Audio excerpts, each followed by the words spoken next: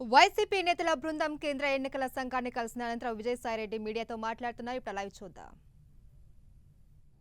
సూరి పదే పదే ప్రతిరోజు కూడా మా కార్యకర్తలను హింసిస్తా ఉన్నాడు. నిన్న కూడా మా కార్యకర్తలను హింసిస్తా ఉన్నాడు. మా కార్యకర్తలను కొట్టించడం జరుగుతూ ఉంది. ఇటువంటి దుర్మార్గపు చర్యలకు పాల్పడుతున్నటువంటి ఈ రాష్ట్ర ప్రభుత్వం మీద చర్యలు తీసుకోవాలన్నటువంటి దాన్ని మేము ఈసీ దృష్టికి తీసుకువెళ్ళడం జరిగింది. ఇంకొక విషయం మీ సందర్భంగా పాత్రికేయ మిత్రులకు తెలియజేసుకోవాలి. చంద్రబాబు నాయుడు చెప్తా ఉన్నాడు, రాష్ట్రంలో 3,96,00,000 మంది ఓటర్లు ఉన్నారు. ఇంచుమించుగా 80%, కొంచెం 79.6% ఓటింగ్ జరిగిందన్న విషయం మీ అందరికీ కూడా తెలుసు. అంటే తను ఇంకొక సైడు ఒక పక్క నేను 130 స్థానాలు గెలుస్తానని చంద్రబాబు నాయుడు చెప్తా ఉన్నాడు. ఇంకొక సైడు 30% ఈవీఎంస్ పనిచేయలేదు, 30% ఓటర్స్ ఓటు హక్కును వినియోగించుకునేటటువంటి లేదు అనే విషయం చెప్తా ఉన్నాడు. 30% అంటే ఇంచుమించుగా 1,30,30,00,000 మంది ఓటర్స్.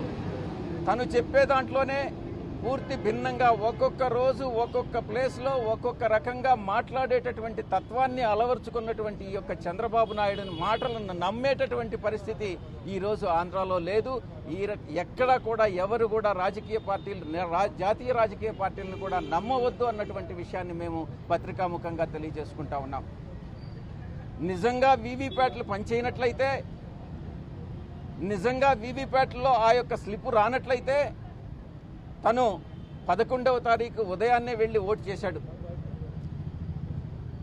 ఆ ఓటు చేసినప్పుడు బయట వచ్చి ఆయన వేలుని ఈ రకంగా చూపించి చాలా సంతోషంగా ఫ్యామిలీ మెంబర్స్, ఆయన ఒక్కడే మాత్రం కాదు, కుటుంబ సభ్యులందరూ కూడా చాలా సంతోషంగా ఓటు వేశామన్నటువంటి విషయాన్ని తెలియజేశారు. అప్పుడు తెలియలేదా చంద్రబాబు నాయుడు మీకు వీవీప్యాట్ పనిచేయలేదనని? తనే స్వయంగా వీవీప్యాట్లు 80% మంది ఓటర్స్ వీవీప్యాట్లలో ఆ యొక్క వాళ్ళు వేసినటువంటి ఏ పార్టీకి అయితే ఓటు వేశారో ఆ పార్టీ సింబల్ కనపడిందన్న విషయం ప్రతి ఒక్కరికి తెలుసు. కానీ చంద్రబాబు నాయుడుకి మాత్రం 11వ తారీఖు గుర్తు రాలేదు, 12వ తారీఖు గుర్తు రాలేదు, 13వ తారీఖు గుర్తొస్తుంది. ఇదంతా కూడా నాటకాలు, బూటకం మాత్రమే అన్నటువంటి విషయాన్ని ప్రజలందరూ కూడా గమనిస్తున్నారన్నటువంటి విషయాన్ని తెలుసుకోవాలి. ఒక్కటే దీనికన్నిటికీ కారణం ఒక్కటే, తనకి ఓటమి భయం పట్టుకున్నది. స్పష్టంగా ఇంటెలిజెన్స్ వర్గాలన్నీ కూడా చెప్తా ఉన్నాయి, చంద్రబాబు నాయుడు సొంత ఇంటెలిజెన్స్ వర్గాలన్నీ కూడా చెప్తా ఉన్నాయి, రాష్ట్రంలో తెలుగుదేశం పార్టీ ఓడిపోతుందన్నటువంటి విషయాన్ని. వైఎస్ఆర్ కాంగ్రెస్ పార్టీ విజయ సంకేతాలు ఎగురవేయబోతుంది అన్నటువంటి విషయాన్ని వాళ్ళు స్పష్టంగా తెలియజేశారు. అందుకే ఈరోజు జాతీయ క్యాపిటల్కి వచ్చి ఈ నాటకాలన్నీ జాతీయ రాజకీయ పార్టీలతో అన్నింటినీ కూడా ఈ యొక్క సంభాషణలు జరపడం, ఇవన్నీ కూడా జాతీయ రాజకీయ పార్టీలను మభ్యపెట్టేటటువంటి ప్రయత్నం చేస్తూ ఉన్నాడన్నటువంటి విషయాన్ని ఈ సందర్భంగా మీకు తెలియజేసుకుంటా ఉన్నాం.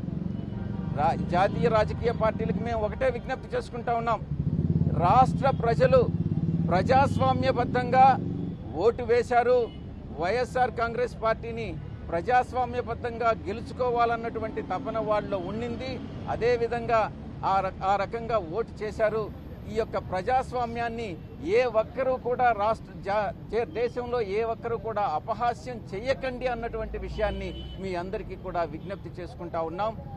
ఇంకొక విషయం, కృష్ణా జిల్లాలో ఈ యొక్క స్ట్రాంగ్ రూమ్లో ఏ రకంగా కలెక్టర్ ఏ రకంగా ఆఫీషియల్స్ ఎంటర్ అయ్యి ఏ రకంగా ఈవీఎం మెషిన్స్ని బయటకు తీసుకువెళ్ళింది అన్నటువంటి విషయాన్ని మా యొక్క మచిలీపట్నం పార్లమెంటు సభ్యులు మీ అందరికీ కూడా వివరించడం జరుగుతుంది. ధన్యవాదాలు.